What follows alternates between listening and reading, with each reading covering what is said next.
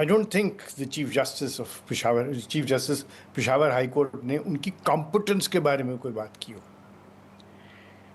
उनका नहीं, शायद उन्होंने कहा मौक़िफ़ मुझे ये नहीं था कि चाहिए। मेरे पास बहुत सारे राइट नहीं चाहिए और रीजंस नहीं दिए, ठीक है।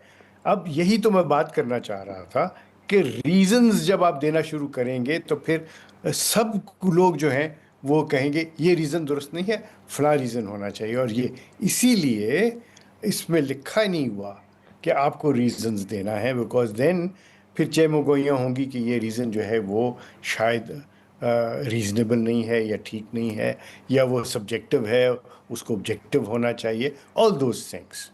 नंबर 2, सर चेमगोइयाँ तो फिर भी उनकी हो रही हैं बात ना। जो है चेमोगोइयाँ होंगी लेकिन और ज़्यादा हो जाएंगी। पर फिर तो अब आप कि जी चीफ जस्टिस ने जो रीज़न दिए ना करने के या हाँ करने के वो गलत थे, तो फिर क्या होगा, फिर उस जज की ही जो हो जाएगी, because then we'll be talking about his competence, he will be talking about his standing, he will be talking about his performance and all other things. इसको बजाय कि ये अगर इस तरीके से इसको पब्लिक डोमेन में फेंक दें तो फिर ये सही। सारे मामला जो हैं वो गुंजलक में आ जाएंगे। अब आप देखिए कि चीफ जस्टिस याहिया आफरीदी साहब ने भी तो अपने तहफ़्फ़ुज़ात का इजहार किया कि नहीं किया। उन्होंने जी। इजहार किया तहफ़्फ़ुज़ात का कि फला जज सुप्रीम कोर्ट में नहीं आना चाहिए, वो आए तो क्या हुआ, क्या उन्होंने उनको बेंच नहीं दिया, क्या उनको अपने साथ नहीं बिठाया।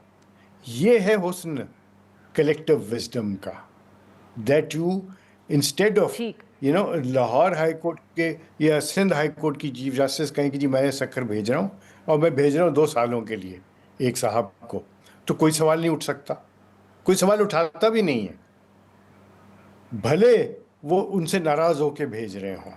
तो वो एक डिस्पोटिक बात नहीं हो गई। तो मैं आपको एक ही जो है चीज के 2 रुख दिखा रहा बिल्कुल हूं सर, आई एम सॉरी। कि विच इज बेटर देन हाँ बिल्कुल ठीक है सर, आई डिस्पोटिक रन आउट या of time collective here. Wisdom. मुझे सलाउद्दीन साहब को, हाँ सलाउद्दीन साहब लास्ट मिनट सर, आप जो भी जवाब देना चाहें या कोई कमेंट करना चाहें, you have about a minute and a half. देखिए जी, जो जहां तक पेशावर हाई कोर्ट के चीफ जस्टिस साहब का कोई रीजन ना देना कि बाबर सत्तार साहब यहाँ इस हाई कोर्ट में उनकी क्यों जरूरत नहीं है, बुनियादी बात तो ये होगी ना कि जिन जुडिशल कमीशन के मेंबरान ने, जिसमें चीफ जस्टिस डोगर साहब भी शामिल थे और हुकूमती जो मिनिस्टर्स और रिप्रेजेंटेटिव्स वगैरह सारे थे, जिन्होंने मिलके दरखास्त दी कि ये ट्रांसफर्स होने चाहिए, उन्होंने कोई जवाब पेश किया? उन्होंने तो कोई जवाब नहीं पेश किया। और कोई 200 साल की जो कॉन्स्टिट्यूशनल और एडमिनिस्ट्रेटिव लॉ की जूरिस्प्रूडेंस है, वो यही कहती है कि जब फैसले आप किसी के मुकम्मल सवाबदीद में दे देते हैं, जब उन्हें किसी किस्म का जवाब पेश नहीं करना पड़ता, जब किसी किस्म के रीजंस रिकॉर्ड नहीं करने पड़ते, तो आर्बिट्रेरीनेस भी बढ़ती है, नेपोटिज्म भी बढ़ती है।